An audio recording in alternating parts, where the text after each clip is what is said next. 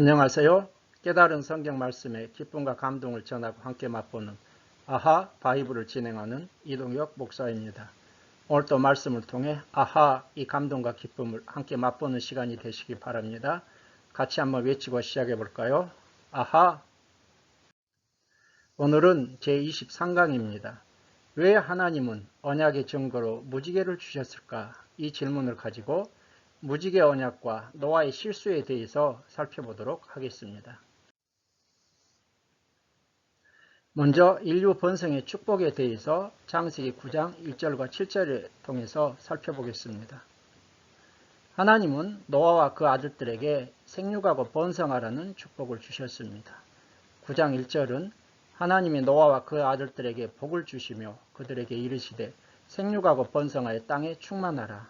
7절은 너희는 생육하고 번성하며 땅에 가득하여 그 중에서 번성하라 하셨더라 말씀하고 있습니다. 하나님께서 노아와 그 아들들을 왜 이렇게 축복하고 계신 걸까요? 노아 홍수로 인해서 노아와 그 아들들은 아담처럼 인류의 새 조상이 되었습니다. 그래서 창세기 1장 28절에서 하나님께서 아담을 창조하시고 생육하고 번성하여 땅에 충만하라 이러한 축복을 주셨는데 노아에게도 다시 생육하고 번성하여 땅에 충만하라는 이러한 축복을 주고 계신 것입니다. 생육하고 번성하라는 축복을 이루기 위한 요소 세 가지가 있습니다. 먼저 동물들에 대한 인간의 통치권을 보장하셨습니다. 2절 말씀을 보게 되면 땅의 모든 짐승과 공중의 모든 새와 땅에 기는 모든 것과 바다의 모든 물고기가 너희를 두려워하며 너희를 무서워하리니 이것들은 너희 손에 붙였음이니라 말씀하고 계십니다. 2절은 모든 짐승과 모든 새, 물고기까지 인간을 두려워하며 무서워한다고 했습니다. 그 결과 인간은 짐승들을 통치할 수 있게 되었습니다. 인간의 타락 전에는 아담이 만물을 다스리고 통치하지 않았습니까? 이때는 동물들이 인간을 두려워하지 않았습니다. 그러나 타락 후, 특별히 홍수 심판 후로는 동물들에게 인간을 두려워하도록 하셔서 동물들을 다스리도록 한 점이 창조시와 노아 홍수 이후가 좀 다르다고 하겠습니다. 짐승들은 여러분 인간을 보면 두려워하며 피합니다. 그 원인이 무엇입니까? 노아 홍수 후 하나님께서 두려워하도록 질서를 정하셨기 때문입니다. 이런 것을 보게 되면 참 성경이 신기하다 이것을 우리가 느낄 수가 있습니다. 생육하고 번성하라는 축복을 이루기 위한 요소로 첫 번째는 동물에 대한 인간의 통치권을 보장하셨고요. 두 번째로 인간에게 육식을 허락하셨습니다. 3절 말씀 보게 되면 모든 산동물은 너희의 먹을 것이 될지라 채소같이 내가 이것을 다 너희에게 주노라 말씀하셨습니다. 3절에서 모든 산동물을 너희의 먹을 것으로 주노라 말씀하고 있습니다. 노아 홍수 전에도 인간들이 동물을 식용으로 먹었는지 어떻게 했는지 우리가 정확히 알 수는 없지만 하나님께서 이 시점에서부터 산동물을 육식으로 공식적으로 허락하셨다는 것을 우리는 성경을 통해서 확인할 수 있습니다. 이것은 나중에 모세율법에서 저절로 죽은 것이나 들짐승에게 찍힌 것은 먹지 못하도록 구체적으로 성문화되었습니다. 레위기 22장 8절 말씀이죠. 특별히 육식이 인간에게 허용된 것은 인간뿐만 아니라 짐승들도 육식이 허용되었다 이러한 의미가 있습니다. 본래 짐승들도 육식이 아니라 뭘 먹었습니까? 채식을 했습니다. 창세기 1장 30절은 또 땅의 모든 짐승과 하늘의 모든 새와 생명이 있어 땅에 기는 모든 것에게는 내가 푸른 풀을 먹을 거리로 주노라 하시니 그대로 되니라고 말씀하고 있습니다. 창조 시에 모든 짐승들도 뭘 먹었다고요? 푸른 풀을 먹을 거리로 먹었습니다. 그러나 죄로 인한 타락과 노아 홍수 심판으로 인간과 짐승들이 서로 먹고 먹히는 양육강식의 시대가 도래했습니다. 죄로 인한 결과입니다. 그리고 창세기 8장 22절에서 노아 홍수 이후부터 추위와 더위와 여름과 겨울 등 지구 환경이 급격하게 변화되는데 이러한 변화된 환경에서 인간이 생존할 수 있도록 하나님께서 육식을 허락하신 것이 아닌가 이러한 측면에서도 생각해 볼 수 있습니다. 그러나 타락 이전 에덴 동산처럼 인간과 동물들이 서로 평화롭게 살 때가 옵니다. 에덴 동산에서는 양육강식이 없었죠. 언제일까요? 메시아가 통치하는 때입니다. 이사야 11장 6절에서 8절은 맹수와 어린 양과 인간이 함께 어울려 평화롭게 살 것을 말씀하고 있고요. 이사야 65장 25절에서도 이리와 어린 양이 함께 먹을 것이며 사자가 소처럼 짚을 먹을 것이며 뱀은 흙으로 식물을 삭물 것이니 나의 성산에서는 해함도 없겠고 상함도 없으리라 말씀하고 있습니다. 이 부분은 제5강 사람과 동물들의 먹을거리에서 제가 이미 선행 강의를 했습니다. 제5강을 참고해 주시기 바랍니다. 세 번째로 피의 식용이 금지됩니다. 4절 그러나 고기를 그 생명되는 피채 먹지 말 것이니라. 5절 내가 반드시 너희의 피 곧 너희의 생명의 피를 찾으리니 짐승이면 그 짐승에게서 사람이나 사람의 형제면 그에게서 그의 생명을 찾으리라. 6절 다른 사람의 피를 흘리면 그 사람의 피도 흘릴 것이니 이는 하나님이 자기 형상대로 사람을 지으셨음이라 말씀하고 있습니다. 인간에게 육식이 허용되었으나 고기를 그 생명되는 피채 먹지 말라고 하나님은 말씀하고 계십니다. 왜 그렇습니까? 피는 곧 생명이기 때문이죠. 특별히 무고한 피를 흘리면 하나님께서 도로 찾으시고 갚으시겠다고 하심으로써 생명은 피에 있으며 생명을 존중해야 할 것을 말씀하고 있습니다. 나중에 모세율법에서도 레위기 17장 11절과 14절에서 피채 먹지 말라고 말씀하고 있습니다. 사도행전 15장 29절에서도 우상의 제물과 피와 목매어 죽인 것과 음행을 멀리하라고 말씀하고 있습니다. 왜 그렇습니까? 피는 곧 생명이기 때문에 예수 그리스도의 피가 우리의 죄를 속량하고 생명을 주시는 것입니다. 그러므로 이 부분을 통해서 우리가 피의 의미를 깨닫고 항상 생명을 존중하고 귀히 여기는 여러분들이 되시기 바랍니다. 이제 두 번째로 무지개 언약에 대해서 살펴보겠습니다. 무지개 언약이란 하나님께서 앞으로 인류를 결코 홍수로서 심판하지 않을 것이란 이 약속을 주시고 그 증표로서 무지개를 두신 것을 말합니다. 무지개를 히브리어로 퀘세트라고 하는데 활이란 뜻입니다. 무지개가 활처럼 휘어져 있기 때문이죠. 먼저 무지개 언약의 주체입니다. 무지개 언약의 주체는 누구일까요? 하나님이십니다.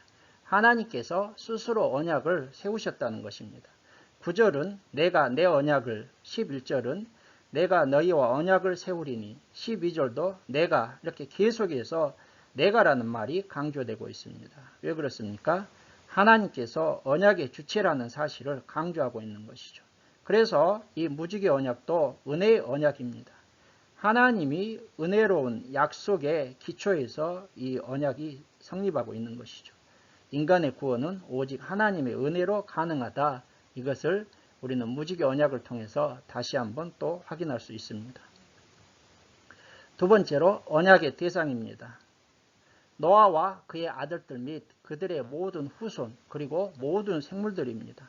9절에서 10절은 내가 내 언약을 너희와 너희 후손과 너희와 함께한 모든 생물 곧 너희와 함께한 새와 가축과 땅의 모든 생물에게 세우리니 방주에서 나온 모든 것 곧 땅의 모든 짐승에게니라 말씀하고 있습니다.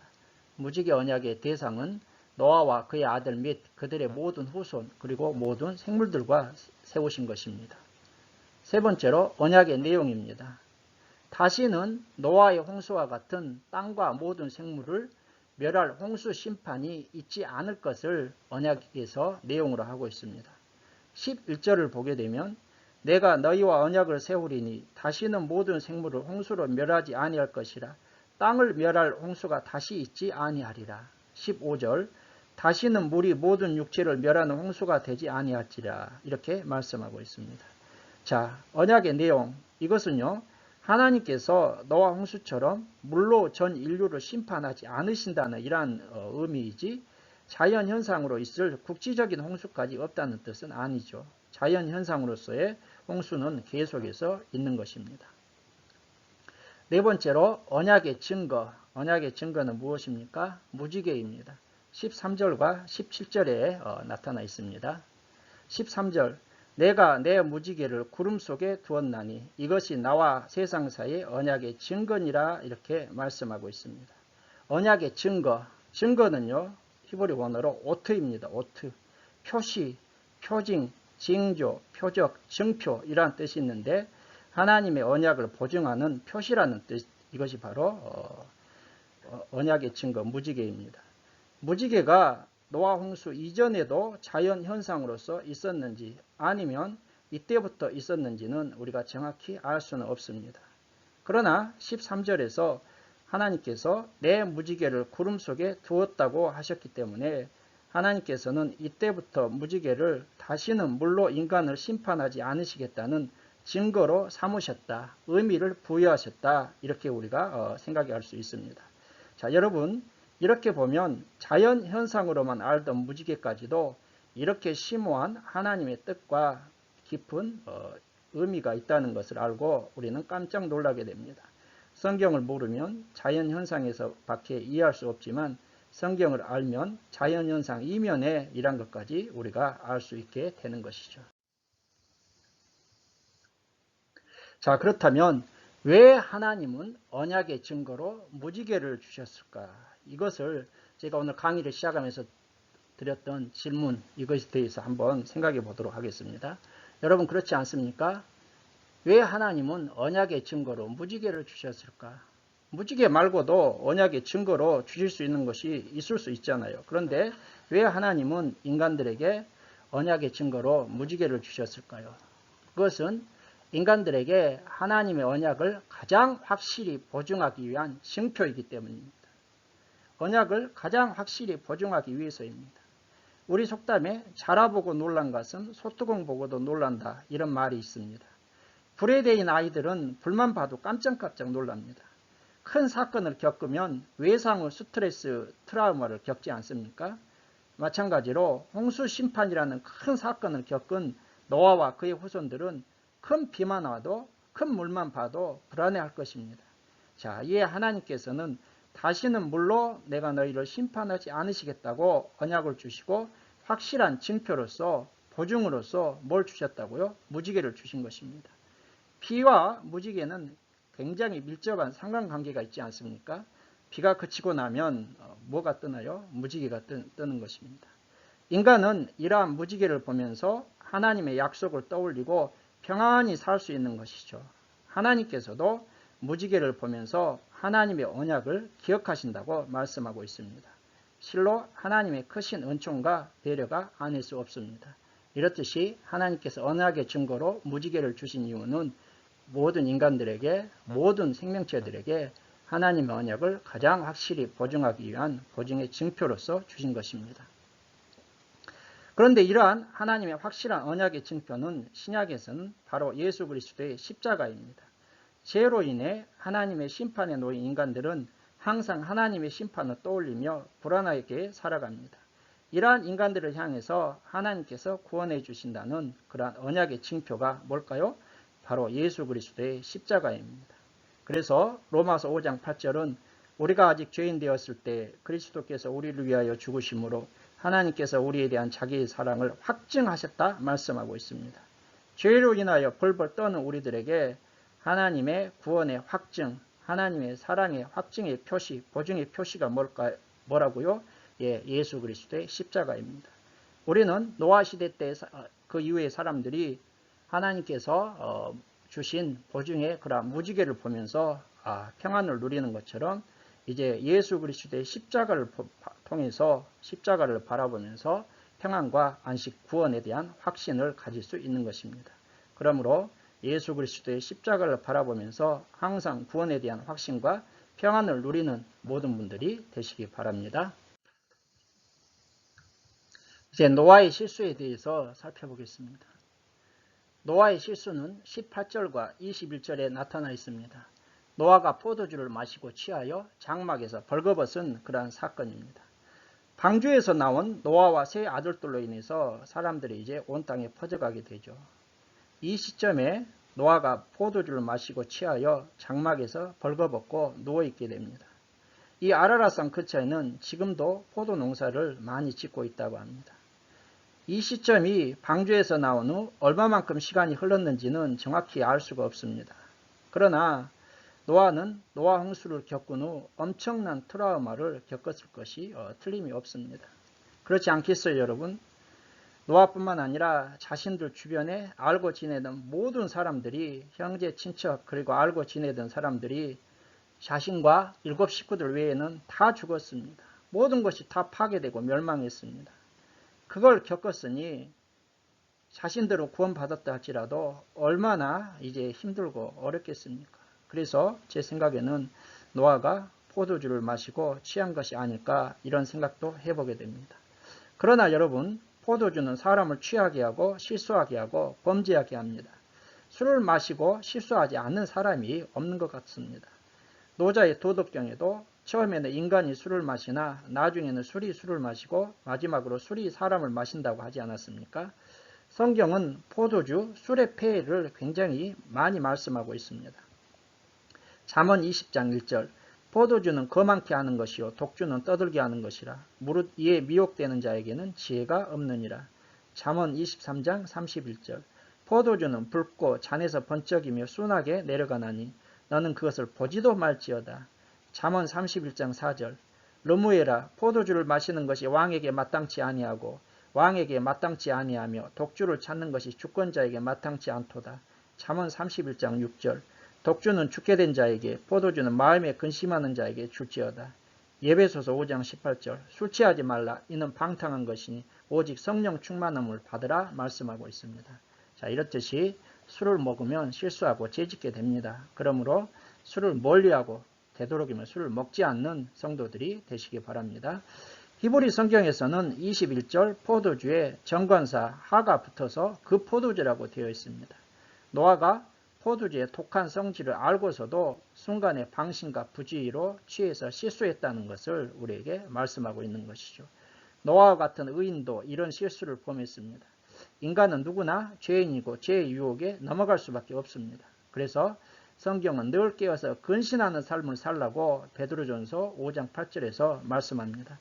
고린도전서 10장 12절은 그런즉 선줄로 생각하는 자는 넘어질까 조심하라 말씀하고 있습니다. 항상 깨어있는 모든 분들이 되시기 바랍니다. 두 번째로 세 아들들의 반응입니다. 자, 노아가 이렇게 실수를 하자 셈과 함과 야벳 세 아들들이 어떤 반응을 보입니까? 먼저 함입니다. 22절 말씀을 보게 되면 가나안의 아버지 함이 그의 아버지의 하체를 보고 밖으로 나가서 그의 두 형제에게 알림해, 이렇게 말씀하고 있습니다. 아비의 하체를 보고, 여기에서 하체는요 에르와라고 하는데 벌거벗음, 수치, 외음부, 성기를 가리키고 있습니다. 보고 했을 때에는 원어로, 히브리 원어로 라하, 보다, 바라보다, 조사하다. 그러니까 그냥 보고 바라본 것이 아니라 의지를 가지고 무슨 행동을 하는, 조사하는 그런 사실이 바로 여기에서 보다란 뜻이고요. 알렸다고 했을 때에는 히브리 원어로 나가드, 알리다, 폭로하다, 선언하다.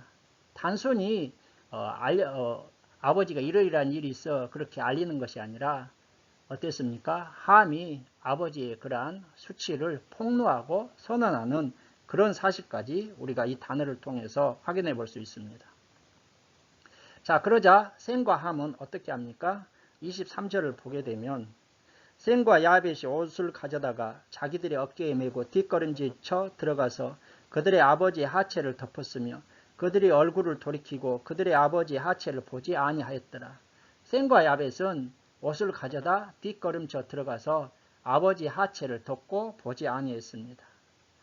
자, 여러분, 함은 아비의 실수와 수치를 보고 적극적으로 그것을 자신의 그러한 생각까지 덧붙여 가지고 고자질하고 확대 재생산했습니다. 이에 비해서 셈과 야벳은 아비의 수치를 덮는 모습을 보여주고 있습니다. 다른 사람의 수치와 실수를 덮어주는 것과 확대 재생산하여서 비방하는 모습이 바로 함과 셈과 야벳을 통해 대비되고 있습니다. 또한 아비 부모를 공경하는 모습과 부모를 멸시하고 무시하는 모습이 대비되고 있습니다. 바로 노아의 아버지의 실수에 대해서 함과 셈과 야벳이 보여주고 있는 대비되는 두 모습들이죠. 이제 노아의 축복과 저주에 대해서 살펴보겠습니다. 술에서 깨어난 노아는 자신에게 일어난 일을 알고 이제 자식들을 향해서 축복과 저주를 선포합니다. 먼저 가나안에 대해서 25절입니다. 이에 이르되 가나안은 저주를 받아 그의 형제의 종들의 종이 되기를 원하노라 하고, 가나안은 저주를 받아 그의 형제의 종들의 종이 되기를 원한다. 종들의 종은 무엇입니까? 가장 비천한 종이라는 뜻이죠. 가나안은 여러분 함의 막내 아들입니다. 노아에 대한 실수는 누가 했습니까? 함이 했습니다. 그런데 함 대신에 그의 아들 가나안이 저주를 받고 있습니다. 참 이상하지 않습니까? 그 이유를 우리는 정확히 알 수는 없지만 성경학자들이 주장하는 견해를 소개해드리면, 가나안이 가장 먼저 노아의 하체를 보고 함에게 알려준 주동자요 공범이기 때문이다. 이렇게 주장하시는 분들이 있고요. 가나안에 비해 함의 죄가 경미할 뿐만 아니라 함은 방주 속에 보존된 인물이기에 저주에서 제외시켰다. 이런 견해도 있고, 함을 저주하면 그 저주가 함의 모든 아들들에게 적용되기 때문에 특별히 함의 아들 중 불경건하고 방종한 가나안을 지적하여 저주한 것이다. 이런 견해도 있고요. 노아가 예언적 통찰로 장차 가나안이 성적으로 문란할 것을 알고 가나안을 지적하며 저주했다. 이런 여러 주장이 있습니다. 이제 셈에 대한 선포가 26절이죠. 또 이르되 셈의 하나님 여호와를 찬송하리로다. 가나안은 셈의 종이 되고, 이렇게 말씀합니다. 셈의 하나님이라고 해서 종교적이고 영적인 축복, 셈족인 이스라엘과 셈의 후손으로 오실 예수 그리스도에 대한 탄생을 언급한다. 이렇게 해석도 하고 있습니다. 야벳은 27절입니다. 하나님이 야벳을 장대하게 하사 셈의 장막에 거하게 하시고 가나안은 그의 종이 되게 하시기를 원하노라 하였더라. 야벳 족속은 번영의 축복과 셈 족속의 종교적 특권에 동참할 것이라는 그러한 축복의 말씀입니다. 자, 여러분, 노아는 자녀들에게 대해서 축복과 저주를 했는데 후일에 또 그대로 성취되고 있습니다. 가나안은 출애굽한 이스라엘이 가나안 정복 전쟁을 할 당시에 정복 땅에 종의 상태로 전락했고, 나머지는 솔로몬 시대에 완전 정복당하고 맙니다. 나아가 가나안과 한 계열 소속의 베니게인과 카르타고인과 애굽인 역시 야벳 계열의 페르시아인과 마게도니아인과 로마인 등에 의해서 철저히 정복당하고 노예 상태의 역사를 경험합니다. 우리는 이 부분을 통해 부모들의 축복과 저주가 얼마나 능력이 있는지를 알고 자녀들에게 축복을 선포하는 그러한 부모들이 되어야 한다. 이 사실을 좀 깨달았으면 좋겠습니다. 우리는 아무런 의식도 없이 자녀들에게 저주를 퍼붓는 분들이 많잖아요. 그래서는 안 된다는 것이죠. 그리고 자녀들은 부모들에게 효도하고 공경하는 것이 축복의 비결임을 깨달아야 됩니다. 성경은 내 부모를 공경하라. 그래야면 내 하나님 여호와가 내가 준 땅에서 내 생명이 길리라. 출애굽기 20장 12절에서 말씀합니다. 내 아버지 어머니를 공경하라. 이것은 약속이 있는 첫 계명이니 이로써 내가 잘되고 땅에서 장수하리라.